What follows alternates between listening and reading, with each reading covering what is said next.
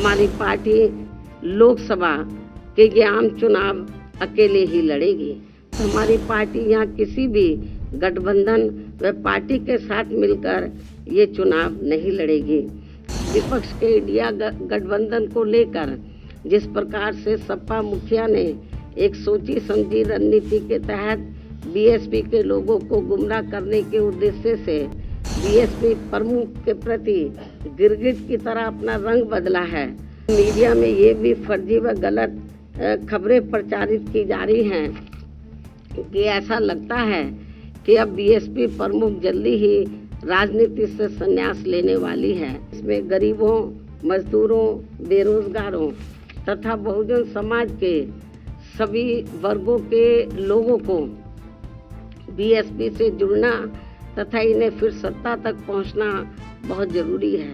किंतु इन्हें यहाँ ये बात भी ज़रूर ध्यान में रखकर चलना होगा कि ये लोग अपने इस मकसद में कामयाब ना हो सके तो उसके लिए यहाँ सभी विरोधी पार्टियाँ अंदर अंदर एक होकर व किस्म किस्म के साम दाम दंड भेद आदि अनेकों हथकंडे इस्तेमाल करके इन्हें हमेशा सत्ता से दूर बनाए रखना चाहती हैं, जिनसे इन्हें हर स्तर पर सावधान रहना होगा तथा गुमराह भी नहीं होना है।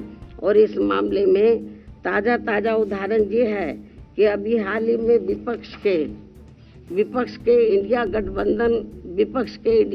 गठबंधन को लेकर जिस प्रकार से सपा मुखिया ने एक सोची समझी रणनीति के तहत बीएसपी के लोगों को गुमराह करने के उद्देश्य से कुछ ही घंटों के अंदर बीएसपी प्रमुख के प्रति गिरगिट की तरह अपना रंग बदला है, तो उससे भी पार्टी के लोगों को जरूर सावधान रहना है। इसके साथ ही पिछले महीने पार्टी की ऑल इंडिया की बैठक में आम सहमति से श्री आकाश आनंद को मैंने अपना एकमात्र उत्तराधिकारी घोषित किया था। तो उसके बाद से बीच में अब मीडिया में ये भी फर्जी व गलत खबरें प्रचारित की जा रही हैं कि ऐसा लगता है कि अब बीएसपी प्रमुख जल्दी ही राजनीति से संन्यास लेने वाली है, जिसमें रत्ती भर भी सच्चाई नहीं है। जबकि मेरी जिंदगी का आखिरी सांस भी पार्टी को मजबूत बनाने में ही लगा रहेगा। इस किस्म की फर्जी व गलत खबरों से भी पार्टी के लोगों को गुमराह नहीं होना है। और अब तो चुनावों में ईवीएम में अधिकांश धांधली व गड़बड़ी किए जाने की मिल रही खबरों से भी बीएसपी के लोग भी काफ़ी ज़्यादा दुखी व चिंतित भी हैं। हालांकि ऐसी स्थिति में ये व्यवस्था बाहरी देशों की तरह कभी भी यहाँ ख़त्म हो सकती है। ऐसे में अपनी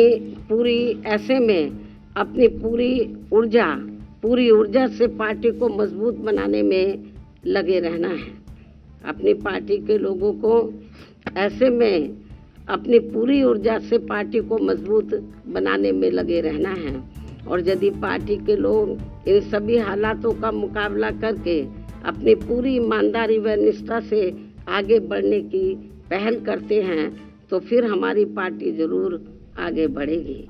अब देश में लोकसभा के आम चुनाव होने का भी समय बहुत कम ही रह गया है। और यदि इस चुनाव में पार्टी के लोग मेरे दिशा निर्देशों के मुताबिक चलकर व रात दिन कड़ी मेहनत करके अपनी पार्टी का बेहतर रिजल्ट ले आते हैं तो फिर यही इनका इस वर्ष मेरे जन्मदिन का खास तोहफा भी होगा।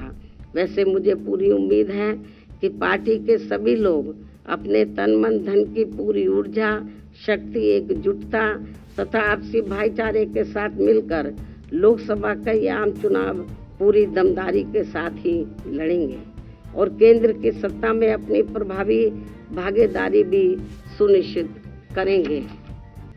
इसके साथ ही इस चुनाव को लेकर